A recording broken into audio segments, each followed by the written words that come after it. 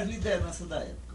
Era um Gileno Guanabara de Souza, era Juliano Homem de Siqueira, era nosso amigo jornalista, o meu jornalista, nós falamos sobre ele, que depois foi se tornar um grande líder da resistência, né, da luta armada, né? Era Luciano Almeida e muitos outros. Manu também já estava. Manda Duarte, né? Todos os nomes hoje. Juliano era do Ateneu também? Foi do Ateneu. Foi do Ateneu durante um certo período, né? Então, eram essas as lutas sociais, né? E a luta estudantil era baseado em pequenos, vamos dizer, não pequenos, mas era em lutas dentro do campo da época, né? Lutas mais avançadas. E a Revolução Cubana, qual era a efervescência disso tudo? Em Natal foi a coisa mais avançada que já houve. Era o Congresso Latino-Americano, que funcionou ali na escola Anísio Teixeira. Essa eu presenciei, né? Que revolucionou Natal, né? Os cubanos discutindo, né? Veio cubano também. Que era o conselho, o congresso lá, o CLAI, né? Latino-americano, né? Baseado em Natal. Foi um escândalo, né? Foi um escândalo e foi um ponto de convergência, né? Discussão. E a Revolução Cubana foi o grande farol também da luta, né? Porque em 60, com o advento da Revolução Cubana, ela fascinou as pessoas, dada a posição de Guevara e o fato da luta pela libertação. Foi muito importante para toda a América Latina, né? Apesar de ser muito combatido e daquela coisa da exploração, que eram pessoas que perseguiam, que os cubanos iam para o paredão, nada disso, né? Foi um movimento de libertação e que mexeu com toda a América Latina e com as ideias de liberdade. Esse foi o ponto alto, né? E também impressionou demais, revolucionou Natal, né? Pela presença dos cubanos em Natal e pelos temas. E os temas discutidos, né? Já foi o começo do ascenso, né? E do ambiente que se tornou Natal, de berço das lutas populares. Aí depois veio o movimento de cultura popular, veio o movimento vamos dizer, promoção do folclore, veio a administração de Djalma Maranhão. Você participou da campanha de Djalma?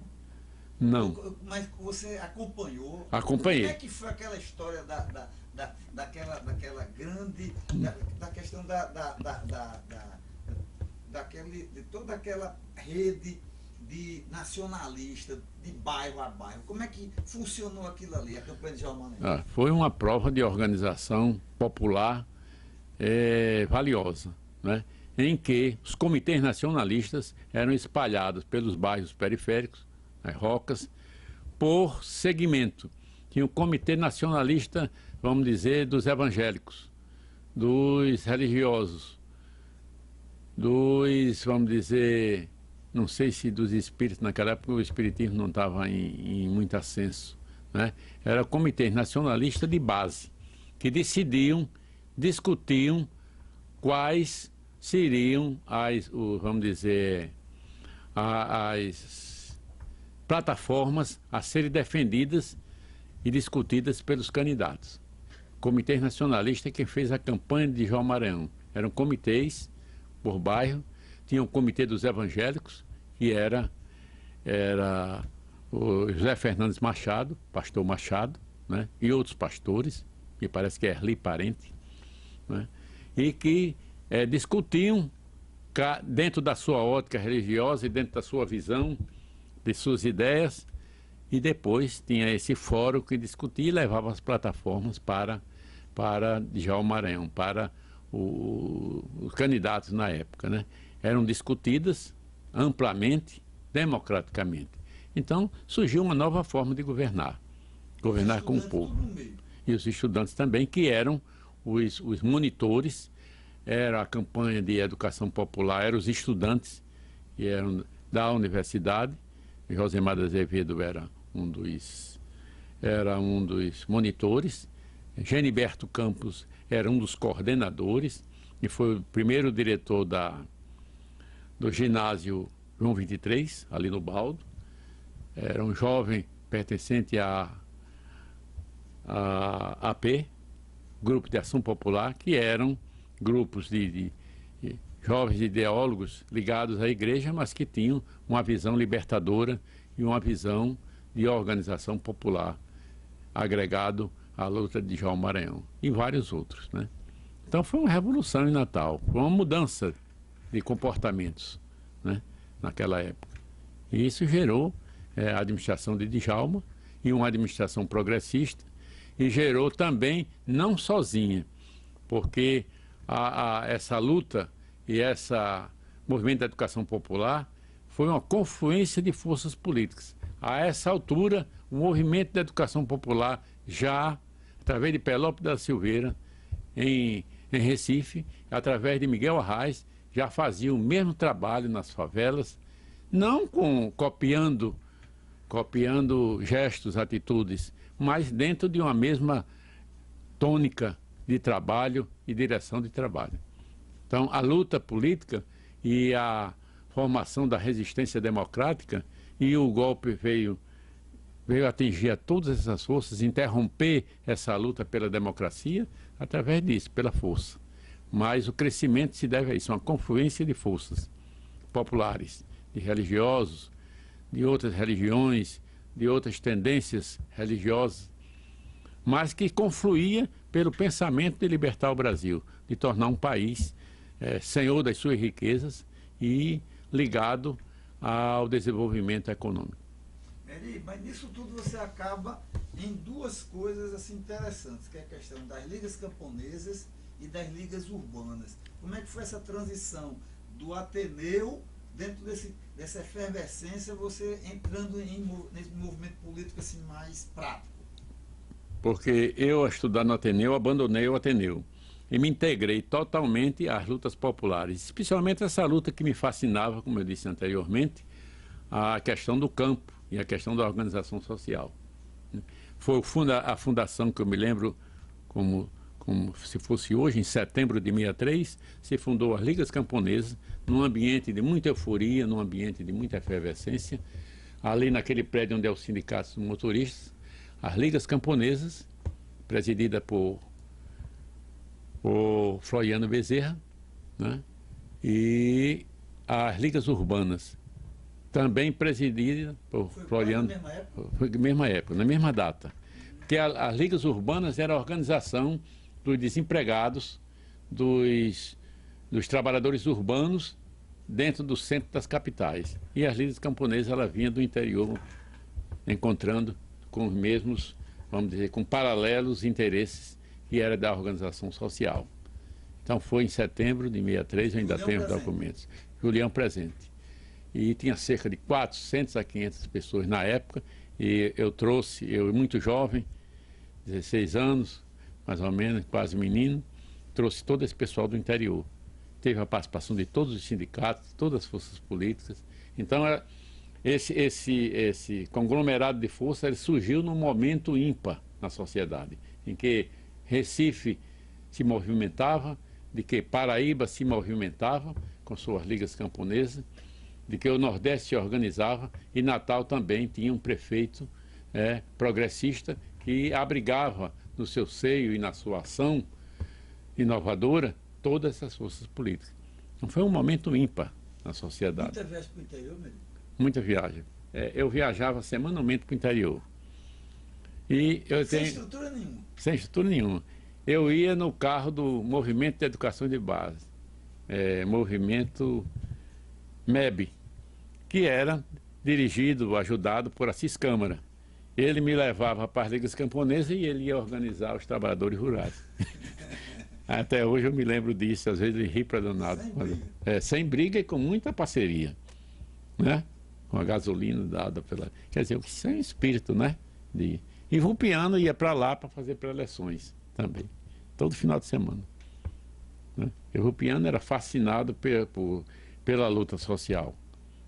E me fala um pouco, Meri, a efervescência cultural, porque além dessa questão da educação popular, vinha muita gente de fora para cá, né? Exatamente. E a questão da cultura popular, da mesma forma que o MCP lá de Pernambuco, como era que funcionava aqui esse esquema? Educação popular, conscientização e cultura popular.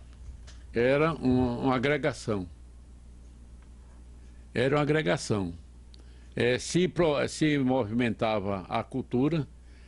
Chico Santeiro era o protegido de Djalma Maranhão. Djalma deu toda a cobertura a ele, conseguiu que seus bonecos de Chico Santeiro fossem para Roma, né, na coleção lá do Papa, né, e deu a ele uma casa de presente, né, uma doação de presente. Então se estimulava a cultura popular e a cultura de fora. Jorge Amado vinha Natal, Jocelyn Brasil vinha Natal, os grandes nomes da cultura popular iam fazer preleções ali na Galeria de Arte, que é ali na Praça André do Albuquerque. Então havia uma simbiose de trabalhos. Fazia cultura, fazia administração para o povo e se ajudava a cultura popular, ao carnaval, ao bambelô. Então havia um trabalho coligado. E as bibliotecas?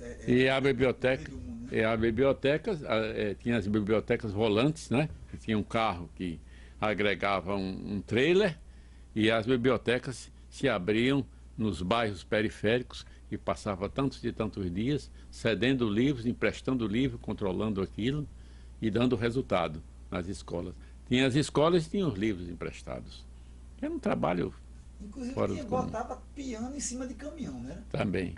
Oriente de Almeida? Exatamente. Quer dizer, música clássica para o povão. Sem falar com o sanfoneiro, aquele do Caixão de Gás, como é o nome do sanfoneiro? Zé Menininho. Como é que era Zé Menininho nessa história? É uma figura popular extraordinária, que acompanhava Djalma, que acompanhava Érico Hackett nas farras, né? Para tocar, sei quanto, uma semana todinha para ele ouvir, Caixão de Gás, né?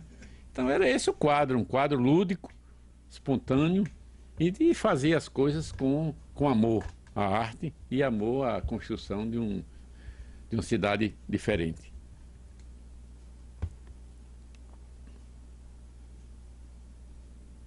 Meri, agora para concluir, veja só, o menino que com 16 anos que estava no Ateneu, com 20 entrou no relatório Veras. 22 anos.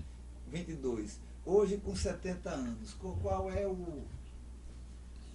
a síntese que você faz, digamos, o mundo mudou muito, né? O que é que ficou nisso tudo, assim, fazendo um fechamento disso tudo que a gente está falando? A certeza de que eu fiz acertadamente o que devia ter feito. Podia ter feito melhor, se eu tivesse uma visão mais alicerçada, mais cultura, mais conhecimento, mas com minha pureza de gestos e a minha intenção e a minha debilidade também de ser uma pessoa muito culta, eu acho que eu fiz o correto. E se eu ressuscitasse e voltasse na teoria espírita e eu voltasse em outras gerações, eu queria voltar fazendo as mesmas coisas. E qual a mensagem final que você deixaria para os jovens e para os homens e mulheres de boa vontade? Assim, como é que isso podia ser uma ferramenta assim, para alicerçar lutas futuras? Como é que você falaria para essas pessoas? Qual o incentivo ou, por assim dizer, um conselho de uma pessoa assim que com 70 anos de idade daria para alguém que quer, digamos, mudar o mundo? Como é que você ainda tem essa animação? Tem sim. Como diz Tiago de Mello, a poesia não muda muito, mas ajuda a mudar. É assimilar a cultura e compartilhar com as pessoas. Conhecimento cultural, dividir um pouco de si com as pessoas. Se houvesse no mundo essa visão coletiva de interagir, de também ter a capacidade de ouvir e de dividir para com os outros o que você sabe e o que você pensa. Nós temos hoje uma cultura muito restrita, muito individualista, né? Acumula-se só para colocar os livros na estante e se autopromover. É um espírito muito egoísta. Eu acho que o mundo precisa de mais solidariedade, mais humanismo. Não humanismo só de falar, né? Não a solidariedade apenas de dizer essas palavras, mas de praticá-la. Eu acho que o mundo, a sociedade, todas as ações políticas ou não, essa ação que está sendo feita hoje no Rio Grande do Norte precisa de muita solidariedade, muita fraternidade. Ainda precisa muito. E se houver, ajuda a mudar, ajuda a encaminhar os jovens, ajuda a discutir as coisas que as pessoas precisam ouvir. Às vezes a gente não diz por certo temor de ferir as susceptibilidades, mas a gente precisa dizer o que sente. Abrir o seu coração, emitir a sua opinião. Isso que às vezes eu faço muito em casa. Dorinha, minha companheira, ela tem visões diferentes de mim, e a gente às vezes discute até de ficar meio enfarruscado alguns dias, mas é preciso que a gente seja fiel às ideias, procure expressar as ideias, né?